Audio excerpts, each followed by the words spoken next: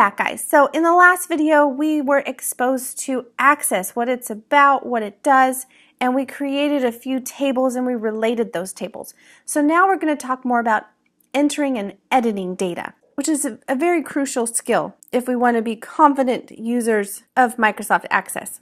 In Access, we can use many techniques to navigate through the records in the tables data sheet. So let's enter several more records now. I still have both tables open. I have customers and comments here, and right now I'm in the customers table. I'm going to go ahead and collapse our first customer so I don't see those comments, and I'm going to add a few more customers in now. And again, as always, I encourage you to work along with me so that you too can get some hands-on practice.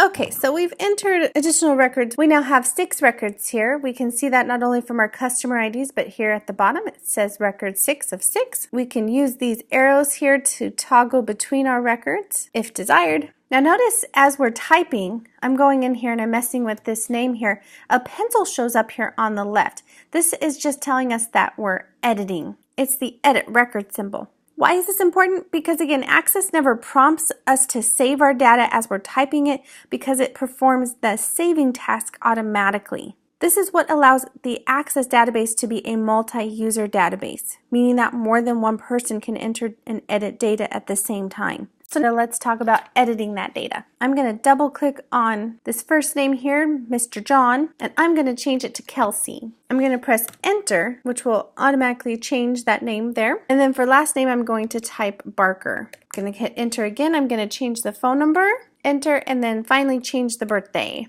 Notice when I pressed enter with the birthday, it automatically took me to the next record, customer ID number 3, which is Miss Jane Doe. Now watch this. In this one, I'm going to change this name to Joshua Lang. And then for the phone number, I'm going to change that. But this time, I'm going to press escape. When you press escape, it undoes the change that you made. So notice it switched back to the 333 phone number. If you press escape again, it undoes all the changes we made to that specific record. So notice the first and last name went back to Jane Doe. So this allows us to easily undo changes to a record that we need to either in a specific field or the whole darn thing with the escape button. Now with the calendar field, notice when we go over to one of these birthdays here, we get what looks like a calendar button. If we click on that, we actually get the calendar.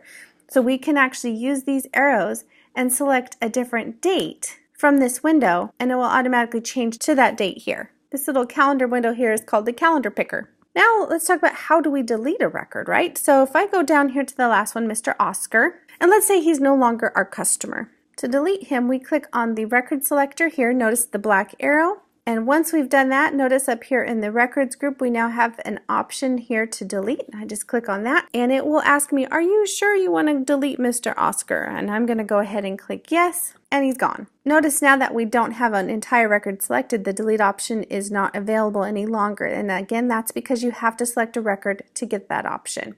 Now let's say we're done. We have our customer table built and we need to print it. To do that, we're going to click on the File tab.